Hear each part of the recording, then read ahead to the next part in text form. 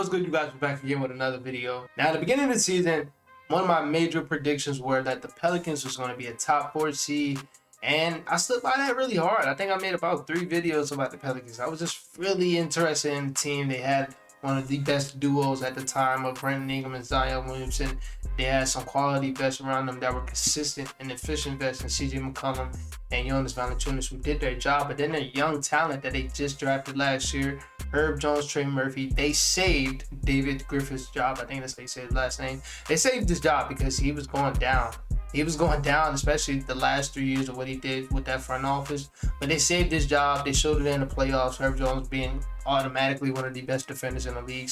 Trey Murphy being automatically one of the best shooters in the league. And then you go out there and you get a Jose Alvarado, and he shows up in the playoffs too. They had him. Then you draft Dyson. Then you got other vet pieces off the bench like Larry Nance, who's just very big to this team and would be big for a lot of teams. Just how versatile he is off the bench, being a small ball 5, guarding little guards, rebounding the ball, especially offense. Like, they just had a really good team. One of my things that I like to say was that they can beat you in any way. As far as the Pelicans, they just have the formula to beat you in any way. Whether if they go small and they go out with a Jose Alvarado, CJ McCollum, Herb Jones, BI, Zion lineup, where they go big and they give you a BI, Herb, Trey, Zion, Larry Nance. They can beat you any way, bro. They just got a lot of pieces and they're very versatile over there.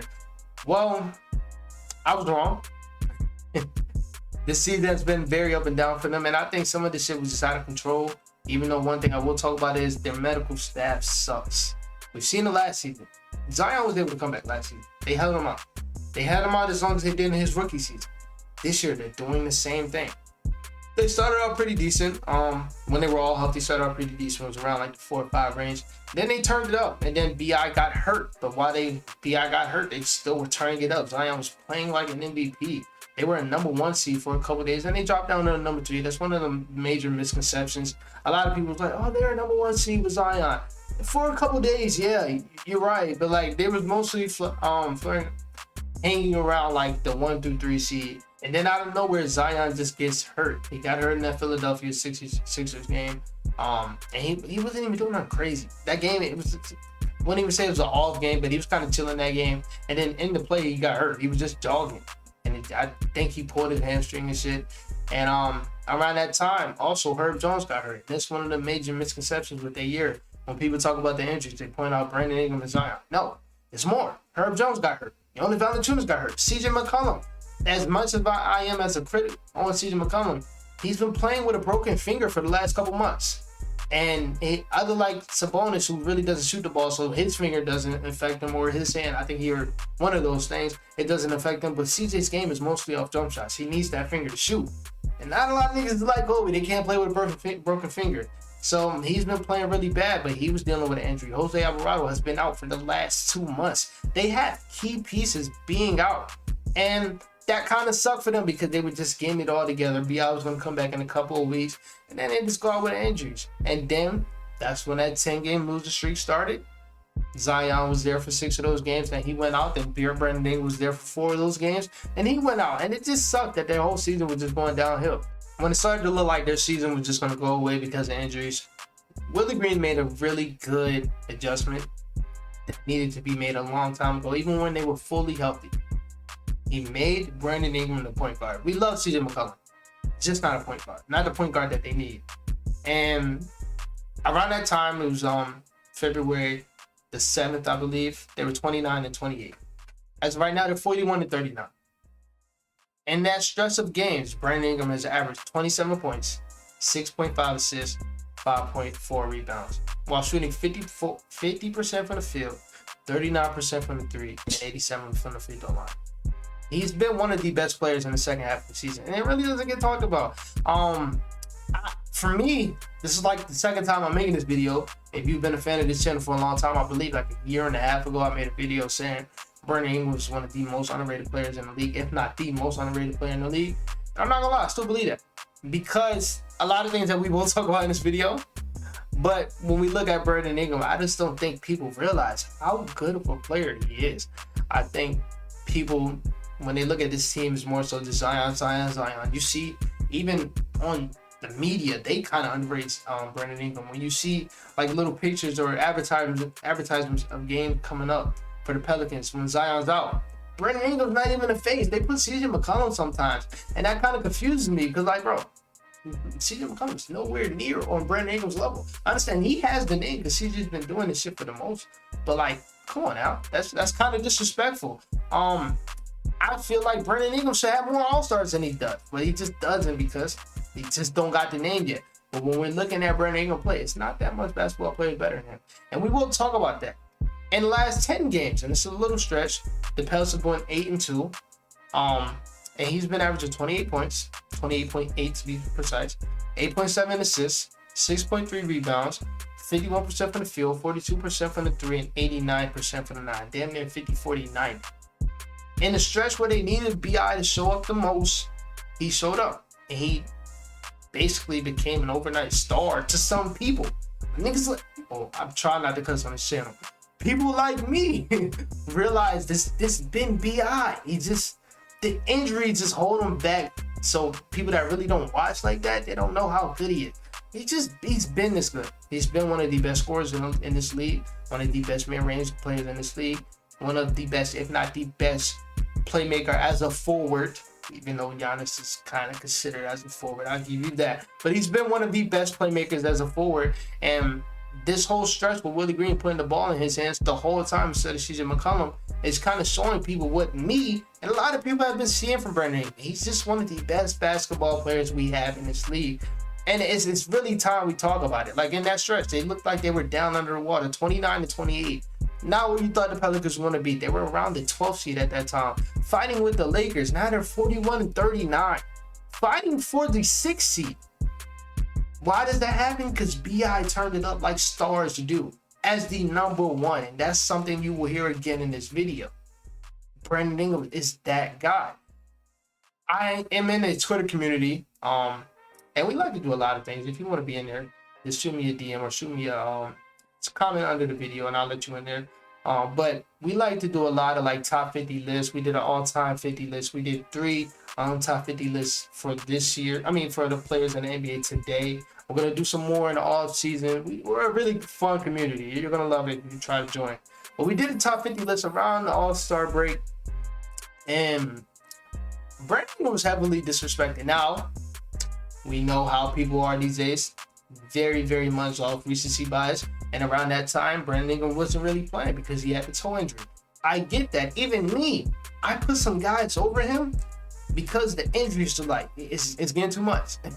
Like, you're out 2 months with a toe injury. I'm not questioning you, B.I. God damn. You don't got to be out that long. But that's just how this generation is. That's how some of the owners, they protect their players. Like the Pelicans. Again, they're protecting Zion, and they try to protect B.I. during that time because I'm pretty sure he could have came back and played. Around that time, we did a list, and B.I. got criticized heavily. On this list, he finished, because we did like a whole, I don't know how, shout out to my boy Tips, I don't know to this day how he does this, but like he gets a list, and then I guess he uses like points to see like which player goes where. But B.I. finished 28.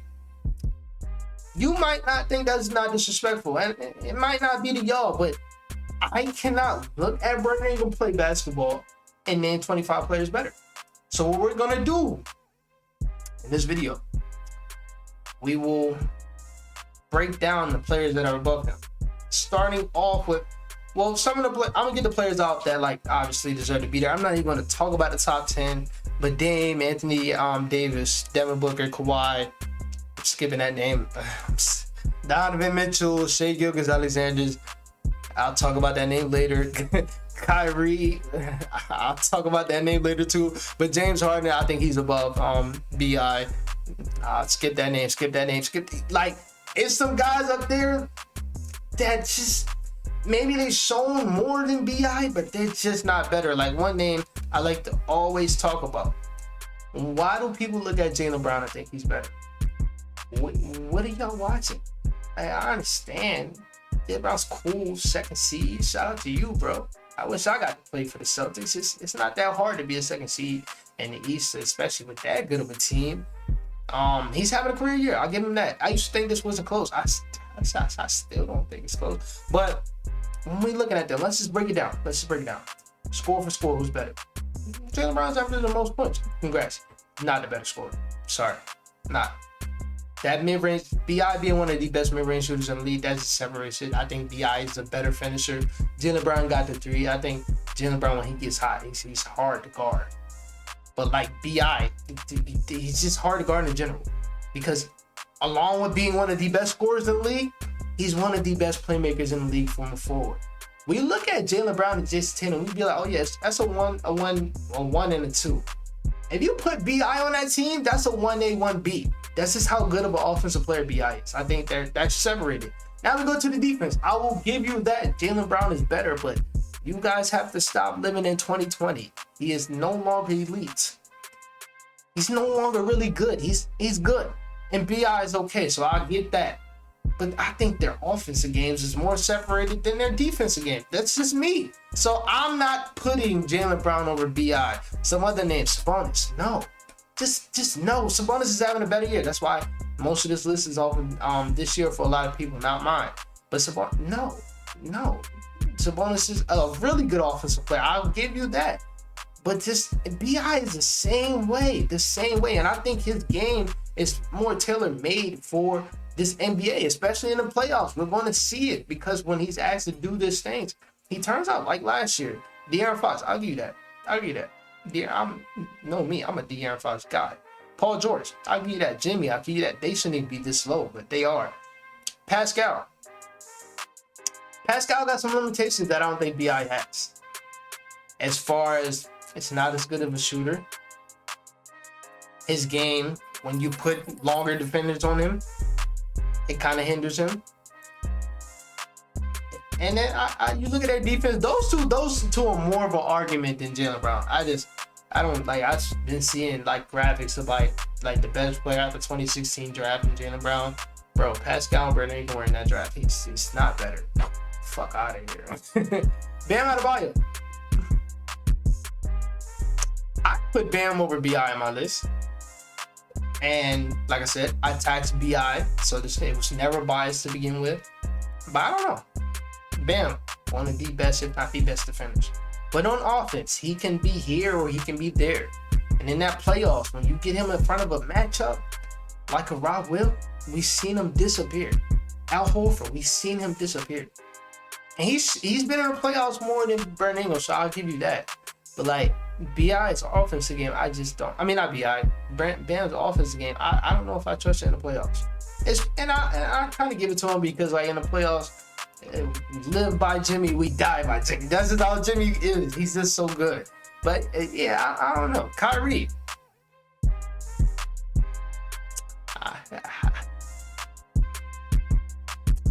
B.I.'s playmaking. I'll give you Kyrie. Kyrie's that guy. Zion. This is my thing. Zion is better, but people have to stop acting like Zion is way better than Brandon Ingram. No, he is not. B.I. is a better playmaker. Zion's a more dominant scorer. I will give you that. But Zion also has shown limitations, especially with not being able to spread the ball out and shoot the mid-range or shoot the three at that. I feel like this year, he didn't really shoot it at all. So, and his defense, they're both on the same level. They're both okay on defense. But I don't think it's like Zion here, B.I. there. No, them motherfuckers is on the same playing field. Like when they play, that's a 1A, 1B flip side every night. You just don't know. That's what I mean by B.I. gets disrespected. Because if you look at B.I. and Zion, bro, they on the same fucking level. That's what I've been pushing for the last year. They on the same level. And if not, what the fuck has Zion shown? I said I'm not trying to cuss, but what has Zion showed y'all in 85 games in 3 years to make it seem like he's just on this different tier? Like, no, dog. This name I want to talk about. Ja Morant. Why is he better? We've seen Ja Morant have limitations. Can't shoot at all. It's just get to the rim, and if you stop me, fucking stop me, God. You stop me, I'm sorry. But like, why is he better? I think that's an argument, but if I bring that up to my friends in the community, they're like, you're fucking crazy, you're bi. Motherfucker, that's an argument. B.I. is, the whole point of this video is, Motherfuckers just got niggas over BI that shouldn't be over BI. Domantas Sabonis over BI. Be honest with yourself. It's the difference between having a better season and a better player. And Domantas Sabonis is not fucking better. I'm sorry. Ja Morant. I love Ja. I hate that. I seem like a Ja hater from the people from the outside. But if you knew me, I love Ja. But, bro, we gotta acknowledge he got some shit he gotta work on. BI offensive game is already locked up. Everything's good. A good shooter. One of the best, if not the best mid-range. One of the best, if not the best playmaking from a forward. He's already good with Ja. He can't shoot. Playmaking, one of the best. I'll give you that. Get to the rim. It can be stopped if you have a big man. This is... we seen it last year. Jaden McDaniels, Mando. Motherfucker went from 28 points per game to 21 on terrible offense. But what did he do? Stepped up his playmaking. I love that. But motherfuckers just have guys. Like, I feel like BI should be in the tier with those guys. Like in the Zion, Shea, Ja Morant, Trae Young tier. Like, you should put Brandon Ingram in that tier. And like, it should not seem crazy. Because he's just that good. And he's showing y'all during the stretch. So the one thing I hear about a lot when it comes to BI is they want to see more. Or I hear that with a lot of things. Like, oh, I want to see more. I want to see it in the playoffs. Like, gotta be one of the dumbest motherfucking excuses. That don't make no sense to me. It's just some guys you see that like, yo, that shit gonna carry in the playoffs. Or Devin Booker, for example, first 4 or 5 years of his career, losing team, but he's averaged 25 and 6. But I want to see more. I can't put him up there with the top guards because I want to see more. I want to see the play. Like, how stupid do you fucking sound? Then you give him a good team, motherfucker in the finals. De'Aaron Fox will give him a good team, 3rd seed. Like, how many times y'all gonna sound that dumb until a nigga show y'all that it's just what it is. Circumstances matter. When you look at BI, like, what the fuck do you want to see? One of the best offensive players in the league. One of the best clutch players in the league. One of the most unstoppable players in the league on offense. What the fuck do you want to see more? It just got to come to a point where, like, bro, he's just a better player than a lot of guys. Just be honest with yourself. Like, as of right now, De'Aaron Fox, you can't use that. I want to see more with him. Like, what the fuck do you want to see? Nigga just had an all-NBA season. And now, when you get to the playoffs, you expect it to drop? No, his game is not that type of game to drop in the playoff. You know what game is the type to drop? My boy Tyler, if you watch, you get to this point, sorry. Fucking RJ Barrett. Nigga averaging 19 points in the season, shooting 40% from 3. Like, you know that shit is a fluke. Like, yo, he's RJ Barrett, but nigga, you comparing him to Devin Booker, like, De'Aaron Fox, nigga, like, you don't need to see more. They're just that caliber of players. And I understand people don't like to bump people up too quick, like Shea. You look at Shea, I've been pushing this Shea prompt for the last 2 years, talking about he's on Ja and Trae's level. Oh, now all of a sudden y'all want to ride that fucking wave because he in the play-in. No, nigga, he's been this good. Like, how many times are y'all gonna come late to shit that I've been saying? Like, when BI gets to the playoffs again, hopefully, because it's a hard stretch to get to the playoffs. Once he gets to the playoffs again and dogs whoever he plays again, and I look right again, like, what the fuck? What more do y'all gotta see? So the whole point of this video is give Brandon Ingram his respect. You have some guys like me that I'm a stan. It's a crazy stan in my community on Twitter. Hey, I'm not on his level as far as the BI stan. That motherfucker, he's next level to, like, you know what I'm saying? But I would label myself as a stan. That's just because I just see how good he is, dog. And from right now, it's gonna look crazy. But when we get to the playoffs and BI's averaging 27-7 again, and he fuck around upset the Memphis Grizzlies, do I look crazy then? No, because he almost did it last year. Who saw it again? It's fucking CJ McCollum. He might do it again this year. But I don't want to make this video too long. I don't know what I want to title this video. I have a lot of editing for this video. I have another video I have to drop. Probably Monday. Y'all gonna see this on Saturday, recording this on Friday. Yeah, I'm back. So I'll see y'all later. Peace out.